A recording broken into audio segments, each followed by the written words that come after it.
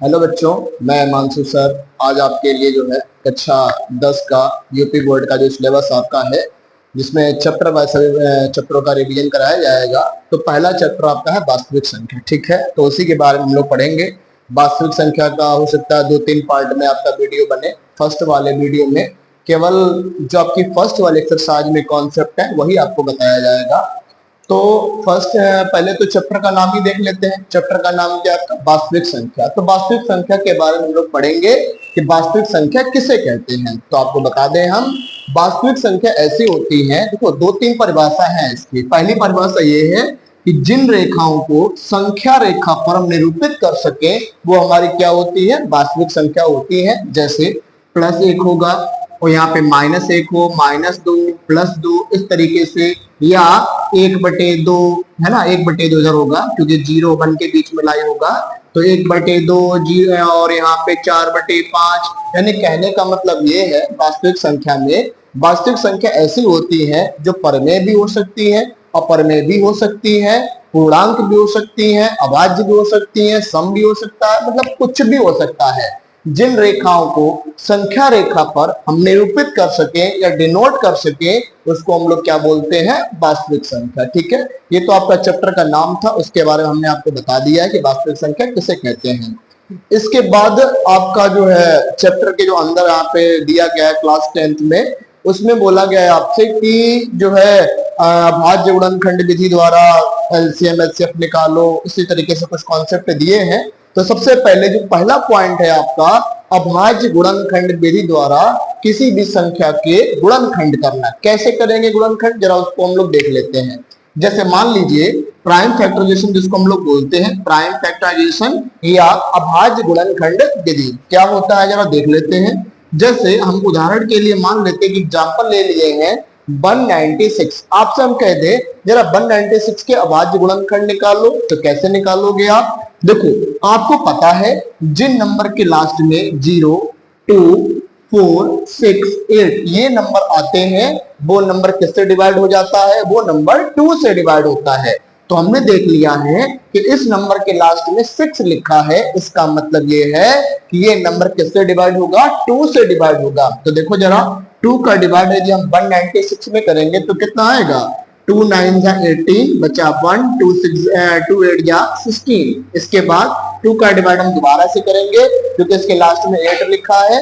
जिन नंबरों के लास्ट में ये नंबर होते हैं वो 2 से ही डिवाइड होते हैं। तो 2 का डिवाइड यदि हम 98 में करेंगे, 2 4 जा 8, बचा 1, 2 9 जा 18। अब हम देखेंगे कि 49 किसके टेबल में आता है? 7 7 जा क्या होता है? 49। यानी 7 का 49 में हम डिवाइड करेंगे तो कितना आएगा? 7 7 या 49, एंड 7 किससे डिवाइड हो जाएगा? 7 से भी।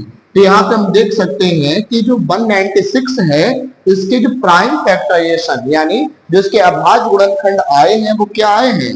2 into 2 into 7 into 7। इनका मल्टीपल आपको नहीं करना है क्योंकि आप जब मल्टीपल कर दोगे तो वापस से वही नंबर आपका आ जाएगा। तो प्राइम फैक्टराइजेशन में क्या होता है? जो भी नंबर है उसके आप फैक्टर कर दो, आप जो भी फैक्टर आएगा उसको आपको डिनोट कर देना है। ठीक है, तो ये हो गया आपका प्राइम फैक्टराइजेशन मेथड। ये हमने 196 का निकाल दिया। एक और आप एग्जांपल देख लो, उसके बाद हम लोग देखेंगे कि प्राइम फैक्टराइजेशन की हेल्प से यानी अभाज्य गुणनखंड विधि द्वारा किस तरीके से हम लासा और मासा ज्ञात करेंगे। उससे पहले एक और देख लो उदाहरण। हमने 196 का लिया है, इसके बाद आप ले लो कोई भी नंबर ले लो, 200 या 100 कुछ भी ले लो, हम 100 ही ले लेते हैं। तो 2 का डिवाइड आप 100 में करोगे तो क्या आएगा? देखो 2 का डिवाइड 100 में करेंगे, 2 5 जा 10, एक जीरो यहाँ पे बचा, उसको उतार लो आप। 2 का डिवाइड 50 में करोगे आप तो कितना आएगा जरा बताओ आप लोग? 25। उसके बाद 5 का डिवाइड यदि हम 25 में करेंगे तो कितना हो जाएगा? 5 5 जा 25 एंड 5 1 जा 5। तो यहाँ पे आपसे कहा जाए कि 100 के प्राइम फैक्टर क्या आए हैं तो आप बताओगे 2 into 2 और 5 into 5। ये जो है इस नंबर के क्या आ गए? प्राइम फैक्टर आ गए। तो आई थिंक आपको समझ में आ गया होगा। तो ये हमने वास्तविक संख्या बता दी। उसके बाद अभाज्य गुणनखंड विधि द्वारा कैसे जो हम किसी भी नंबर के गुणनखंड ज्ञात करते हैं वो हमने बता दिया है। नेक्स्ट आपका है, अब हम इसमें पढ़ेंगे कि अभाज्य गुणनखंड विधि द्वारा लासा और मासा कैसे निकालते हैं, वो जरा देख लेते हैं, है ना। तो देखते हैं, इसको रस कर देते हैं हम लोग। ठीक है। इसके बाद हम लोग देखेंगे कि अभाज्य गुणनखंड विधि द्वारा लासा और मासा, यानी इसको हम लोग बोलते हैं LCM and HCF by using of prime factorization method. ठीक है, तो देखते हैं कैसे निकालोगे आप लोग। मान लो दो नंबर ले लेते हैं हम। फर्स्ट पहले सिंपल वैल्यू ही लेते हैं। पहला नंबर हम 20 ले लिए हैं और दूसरा नंबर हम ले लिए यहाँ पे 15। आपसे कह दिया जाए कि दो नंबर यहाँ पे है 20 एंड 15, इनका आप एलसीएम एंड एचसीएफ निकालो।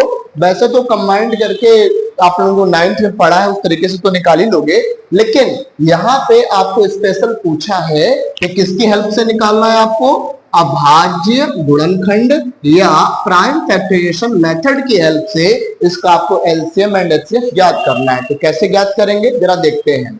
सबसे पहले क्या करेंगे, हम 20 का फैक्टर कर लेंगे। 20 का फैक्टर कैसे करेंगे, देखो 2 का डिवाइड यदि हम 20 में देंगे तो कितने बार जाएगा, 2 10 जा 20, 2 5 जा 10 एंड 5 1 जा कितना हो जाएगा, 5 हो जाएगा।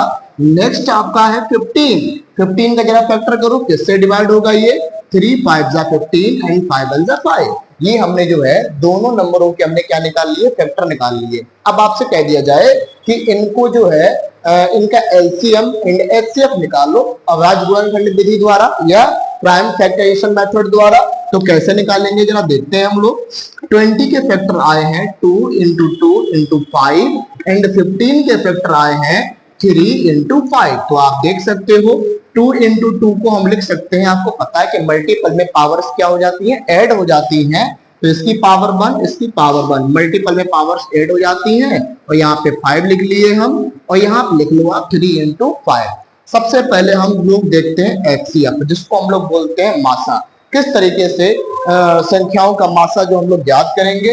तो मासा में तो आप लोग एक चीज जानते ही हो, मासा में जो नंबर कॉमन हो वही हम लेते हैं। तो देखो दोनों में कॉमन क्या है, 5 यहाँ पर भी है 5 यहाँ पर भी है, तो दोनों का जो एचसीएफ आएगा कितना आ जाएगा, 5 आ जाएगा। ऐसे ही यदि आपको एलसीएम ज्ञात करना हो, एलसीएम फाइंड करना हो तो क्या करेंगे हम, देखो एलसीएम में क्या होता है, जो भी नंबर लिखे उसको आप ऐसे लिख लो, आप 2 की पावर 2 फर्स्ट वाले के सब लिख लो। ध्यान ये रख देना है आपको, कोई भी नंबर रिपीट नहीं करना, बार बार नहीं लिखना। जैसे 2 की पावर 2 हम लिख चुके हैं, 5 लिख चुके हैं, 3 लिख लो। अब हम देख रहे हैं कि 5 दोबारा से आ गया, 5 की पावर 1 5 की पावर 1, तो 5 की पावर 1 को तो हम राइट कर चुके हैं ना, उसको बार बार तो राइट करेंगे नहीं। तो हम क्या करेंगे, 5 की पावर 1 को हम एक ही बार लिखेंगे। अब देखो जरा मल्टीपल कर लो, 2 की पावर 2 की वैल्यू 4 हो गई, 4 5 जा कितना हो जाएगा 20 और 23 जा कितना हो जाएगा 60। तो इस तरीके से आप प्राइम फैक्टराइजेशन यानी अभाज्य गुणनखंड विधि द्वारा किसी भी संख्याओं का लासा और मासा ज्ञात करोगे। एक इसका एग्जांपल और दे देते हैं हम। मान लो एक और कोई नंबर ले लो आप, यहाँ पे हम थोड़ा डिजिट बड़ी ले लेते हैं, यहाँ पे हम ले लेते हैं 75 और सेकेंड नंबर हम ले लेते हैं यहाँ पे 15 नहीं, यहाँ पे ले लो आप 50। ठीक है, ये दो नंबर हमने ले लिए हैं। अब आपसे कह दिया जाए कि इन दोनों का क्या निकालो आप, एलसीएम एंड एचसीएफ निकालो। उधर दिख रहा है क्या, ठीक है दिख रहा है। तो देखिए जरा हम क्या करेंगे, दोनों नंबरों का एलसीएम एंड एचसीएफ फाइंड करेंगे। उससे पहले हमने आपको बता दिया था कि एलसीएम एंड एचसीएफ यदि अभाज्य गुणनखंड विधि द्वारा ज्ञात करोगे तो क्या करना होगा आपको, पहले इन दोनों के गुणनखंड कर लो अलग से। यानी 75 का गुणनखंड करेंगे तो क्या आएगा, ये हमारा जो है 5 से डिवाइड हो जाएगा, 5 1 जा 5 बचा 2, 5 5 जा 25, फिर 5 से डिवाइड कर दो, 5 1 जा 5, 5 3 जा 15 एंड अब जो है 3 से डिवाइड हो जाएगा तो 3 1 जा 3। यहाँ पे आ जाओ 50 के पास, 50 के हम फैक्टर करेंगे तो ये हो जाएगा कितना, 25 आएगा डिवाइड करने पर, और 5 5 जा 25, 5 1 जा 5। अब देखते हैं क्या आए हैं इसके फैक्टर। 75 के फैक्टर आए हैं, 5 हमारा 2 टाइम है तो हमने क्या कर दिया, 5 की पावर 2 कर देंगे और मल्टीपल 3। ऐसे ही 50 के यदि हम फैक्टर करेंगे तो 2 मल्टीपल 5 की पावर 1 5 की पावर 1, यानी 5 हमारा 2 टाइम है तो हमने क्या किया, 5 का यहाँ पे स्क्वायर कर दिया है। सबसे पहले हम निकालते हैं एचसीएफ। एचसीएफ में देखो क्या यहाँ पे कॉमन मिल रहा है, देखो 5 की पावर 2 यहाँ पर भी है, 5 की पावर 2 यहाँ पर भी है, तो जो हमें दोनों में जो नंबर कॉमन दिख रहा है वो क्या है, 5 की पावर 2। अब देखो 5 की पावर 2 हम कॉमन ले लेंगे तो 5 का स्क्वायर कितना आ जाएगा 25, यानी ये आ गया आपका एचसीएफ। ठीक है, ऐसे एलसीएम भी फाइंड कर लो। एलसीएम में देख लो जरा, फर्स्ट नंबर के सारे नंबर लिख लो आप, यानी 5 की पावर 2 इंटू 3। सेकेंड के भी लिख लो, आपको वो नंबर छोड़ देना है जो यहाँ पे आप राइट कर चुके हो पहले। तो देखो 2 राइट कर दिया है हमने, बट 5 की पावर 2 है तो 5 की पावर 2 को हम राइट नहीं करेंगे क्योंकि इसको तो हम राइट कर चुके हैं ना। तो इस चीज को ध्यान देना है आपको। 5 का स्क्वायर कितना हो जाएगा 25, 25 3 कितना हो जाएगा 75, और 75 टू कितना हो जाएगा 150। तो इस तरीके से आप एलसीएम एंड एचसीएफ जो है फाइंड कर लोगे दो नंबरों का। ठीक है, तो ये हो गए आपके अभाज्य गुणनखंड विधि द्वारा लासा कैसे ज्ञात करते हैं, मासा कैसे ज्ञात करते हैं। तो दो एग्जांपल हमने दे दिए हैं 20 एंड 15 का, और नेक्स्ट हमने दे दिया है 75 और 50 का। ठीक है, आप आगे और भी ट्राई करिएगा। यदि कोई क्वेश्चन अभाज्य गुणनखंड विधि का ना लगे तो कमेंट बॉक्स में आप उस क्वेश्चन को टाइप करके भेज दीजिएगा। ठीक है, नेक्स्ट टॉपिक हमारा है इसी में एलसीएम एचसीएफ भी हो गया, अभाज्य गुणनखंड विधि भी हो गई है। हाँ, इसके बाद अगला जो टॉपिक इसमें आपका दिया गया है कि आपको लासा भी किसी क्वेश्चन में दिया जाए, टाइप नंबर 3 है ये। ठीक है, टाइप नंबर फर्स्ट में हमने जो है अभाज्य गुणनखंड विधि सीखा है, और टाइप 2 में हमने जो है अभाज्य गुणनखंड विधि द्वारा लासा मासा सीखा है, और टाइप 3 के जो क्वेश्चन है उसमें आपसे पूछा जाएगा कि आपको एलसीएम दे दिया जाए, एचसीएफ दे दिया जाए, और दो नंबरों में से कोई एक नंबर दे दिया जाए और कह दे कि नेक्स्ट नंबर फाइंड करो, आप एनोदर नंबर फाइंड करो। तो किस तरीके से फाइंड करेंगे हम, तो उसको जरा देख लेते हैं। ठीक है, तो देखते हैं क्या आएगा। एक फॉर्मूला इसके लिए है, फॉर्मूला क्या है देखते हैं। फॉर्मूला है LCM into HCF is equal to product of two number, यानी प्रोडक्ट ऑफ टू नंबर को हिंदी में हम लिख देंगे दो संख्याओं का गुणनफल। ठीक है, गुणनफल। ठीक है, ये आपका रिलेशन है। इन क्वेश्चनों में क्या होगा, चार चीजें हैं, फर्स्ट सेकंड, और या दो नंबर ये है तो दोनों नंबर को या तो आप एक्स और वाई मान लो या तो ऐसे रहने दो, दो संख्याओं का गुणनफल। तो जो थर्ड टाइप है उसमें आपके इस टाइप के क्वेश्चन पूछे जाएंगे। जैसे मान लो एक उदाहरण लेते हैं, एग्जांपल आपसे कह दिया जाए कि दो संख्याओं का लासा, क्वेश्चन देख लेते हैं जरा, इसी में से ले लेते हैं। इसमें आप मान लो कि दो संख्या हमारे पास है 306 और 657। ठीक है, इनका एचसीएफ दिया है, कितना दिया है 306 और 657, 306 और 657। ठीक है, इन दोनों संख्याओं का जो मासा दिया है आपको वो कितना दिया है 9 दिया है, और कह रहा है आपसे कि इन दोनों का जो एलसीएम है वो ज्ञात कीजिए इन्हीं दोनों संख्याओं का। पहली संख्या ये है, दूसरी संख्या ये है। आपसे कहा गया है कि दो संख्या हमारे पास है 306 और 657, इन दोनों का जो मासा दिया है वो 9 दिया है, और लासा कह रहा है आप ज्ञात करो। देखते हैं इन क्वेश्चनों को कैसे करेंगे। हमने अभी सूत्र आपको बताया है, सूत्र क्या होता है, एलसीएम इंटू एचसीएफ बराबर क्या होता है, दो संख्याओं का गुणनफल। तो यहाँ पे हम लिख लेते हैं दो संख्याओं का गुणनफल। ठीक है, अब देखिए जरा, एलसीएम तो हमें ज्ञात करना है, तो या तो तुम एलसीएम ऐसे रहने दो या तो तुम एलसीएम की जगह पे एक्स मान लो, वो आपकी इच्छा है।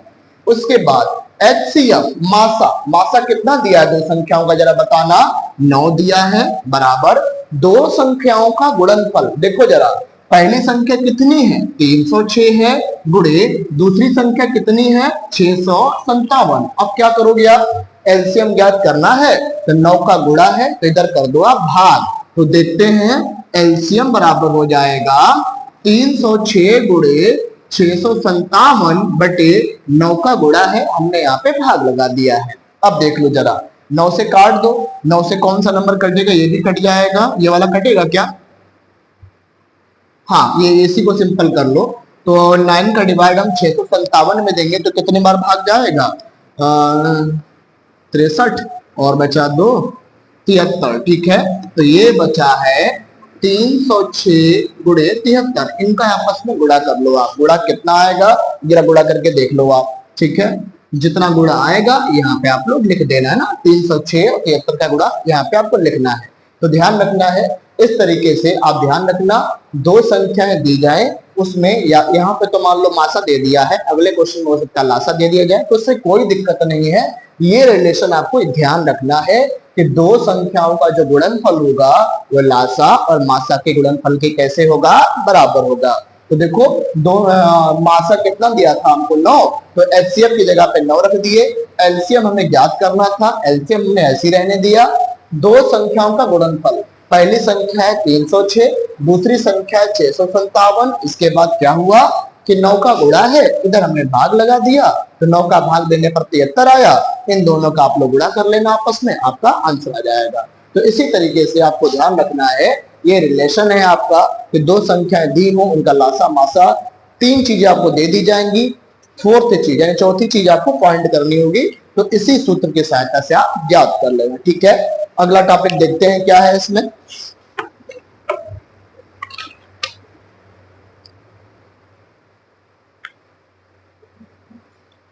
हाँ, अगला जो क्वेश्चन दिया है इसमें, अगला जो टाइप है, एक मिनट को एक जरा इसका एक और क्वेश्चन देख लेते हैं, उसके बाद अगला टाइप देखते हैं। एक बुक में इसी टाइप का एक क्वेश्चन दिया है, पूछा है कि क्या, पढ़ देते हैं क्वेश्चन जरा सुन लो सभी लोग। बोला है कि क्या किन्हीं दो संख्याओं का मासा 18 और लासा 380 हो सकता है क्या, कारण स्पष्ट करना है। जरा दोबारा सुन लो, इन्होंने कहा है कि क्या दो संख्याओं का जो मासा है वो 18 और जो लासा है वो कितना 380 हो सकता है या नहीं हो सकता है। तो ये क्वेश्चन कैसे लगाएंगे, ठीक है। उन्होंने पूछा है क्या ऐसी कोई दो संख्याएं हैं जिनका मासा 18 और लासा 380 हो सकता है। तो कैसे करेंगे इसको जरा देखते हैं। एक काम करना है आपको, जो भी आपको मासा दिया है उसको लासा में भाग देना है। भाग यदि पूरा पूरा हो जाए तो हाँ ऐसे कोई नंबर हो सकते हैं, भाग यदि पूरा पूरा नहीं जाएगा तो ऐसा नहीं हो सकता है, यानी ऐसे कोई नंबर नहीं होंगे जो हमारा जो है जिसका मासा ये हो लासा ये हो। तो फिलहाल चेक करके हम लोग देख लेते हैं, देखते हैं 380 बटे 18 क्या पूरा पूरा भाग जाएगा। 2 से काट लो, 2 नेम 18, 2 एकम 2, 2 नेम 18 और 0, तो 9 का भाग तो इसमें नहीं जाएगा। 9 दूनी 18, बच्चे कितना 1, कभी नहीं जाएगा। तो यहाँ पर आपको लिखना है नहीं, ऐसी कोई संख्याएं नहीं है जिनका मासा 18 हो और लासा कितना हो 380 हो। कारण में क्या लिखना है, कारण में लिखना है क्योंकि मासा का जो भाग है यानी भागफल पूर्णतः विभाजित नहीं हो रहा है, यानी जो भी मासा है, देखो यदि आपको दो संख्याओं का मासा और लासा यदि कोई नंबर होगा उसका भाग पूरा पूरा जाना चाहिए, बट यहाँ पे नहीं हो रहा। तो ये आप रीजन में लिख देना कि ऐसी कोई संख्या नहीं है जिनका मासा ये हो लासा ये हो, क्योंकि मासा का लासा में भाग देने पर भागफल पूर्णतः विभाजित नहीं हो रहा है। अतः जो भी आपका है सिद्ध हो गया कि ऐसी कोई संख्या नहीं है, ठीक है। तो इस टाइप के भी क्वेश्चन थे बुक में एक दो, तो वो भी आप इस तरीके से कर लेना, ठीक है। नेक्स्ट आपका जो टाइप है वो कंपोजिट नंबर का दिया है, ठीक है। देखते हैं जरा क्या है उसमें, ठीक है। स्टोरेज कर देते हैं।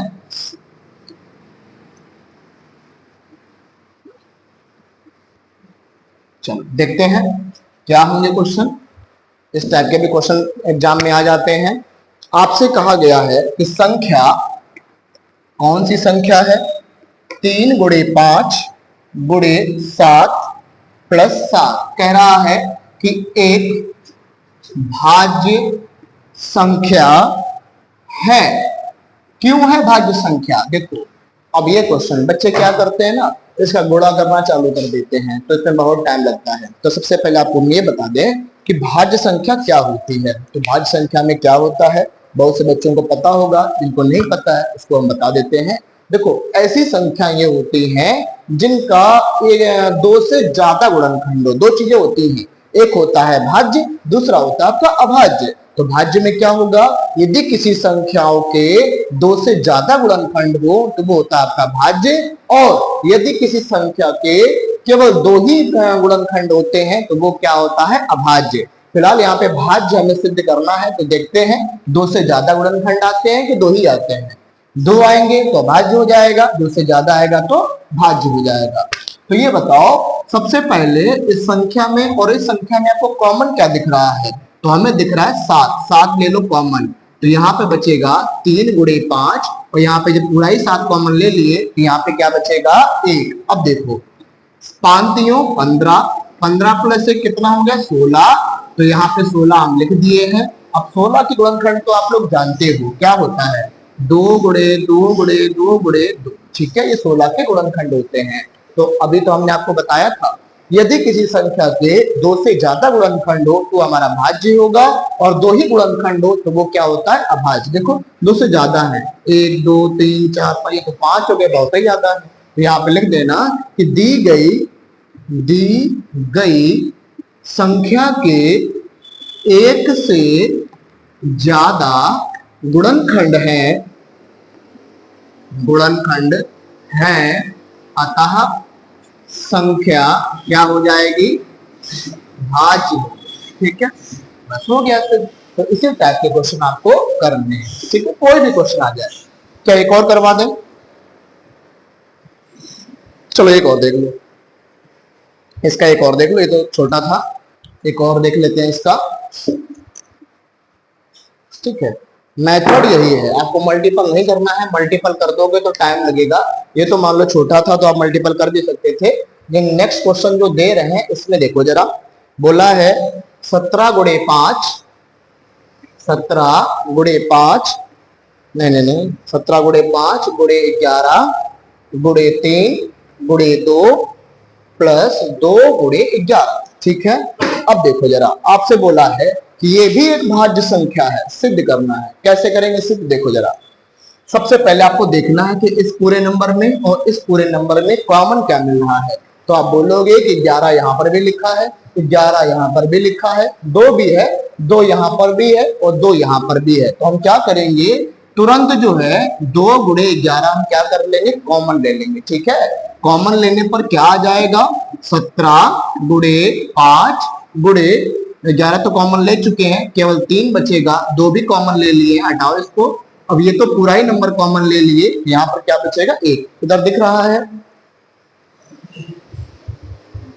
ठीक है। देखो अब क्या है जरा देखो, 2 गुणे 11 आप ऐसे लिख लो। अब क्या है, अब आपको देखो इसका गुणा करने की जरूरत ही नहीं है। हमने क्या बोला था आपसे, यदि किसी संख्या के 2 से ज्यादा गुणनखंड आए तो संख्या क्या हो जाती है, भाज्य हो जाती है। खुद ही देखो ना, पहली संख्या दूसरी संख्या, ये तो अपने आप में जो कुछ भी नंबर आएगा वो तो तीसरी संख्या ही होगी ना, तो आपको गुणा करने की कोई जरूरत नहीं है। बस यहाँ पे यही बड़े लैंग्वेज लिख दो कि दी गई संख्या के 1 नहीं 2 से ज्यादा गुणनखंड, ठीक है ना, 2 से ज्यादा गुणनखंड।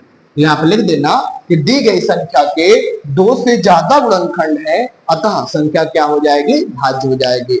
तो आई थिंक इतने ही क्वेश्चन थे। अच्छा एक और बाकी है, तो ये जो है आपका, यदि भाज्य संख्या सिद्ध करना हो तो इस तरीके से आप लोग सिद्ध कर लेना, ठीक है। लैंग्वेज सिंपल है, ज्यादा कुछ टफ नहीं है। 2 से ज्यादा गुणनखंड होंगे तो संख्या क्या मानी जाएगी, आपकी भाज्य मानी जाएगी, ठीक है।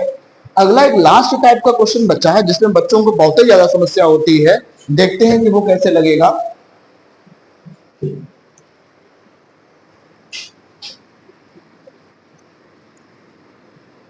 ठीक है, एक लास्ट क्वेश्चन देख लेते हैं। इसमें बोला गया है आपसे कि संख्या, ये आपकी बुक में क्वेश्चन होगा, ठीक है, इतना बड़ा हम क्वेश्चन लिखेंगे नहीं, फिलहाल पढ़ के सुना देते हैं हम। बोला है कि संख्या 4 की पावर n पर विचार कीजिए जहां n एक प्राकृतिक संख्या है।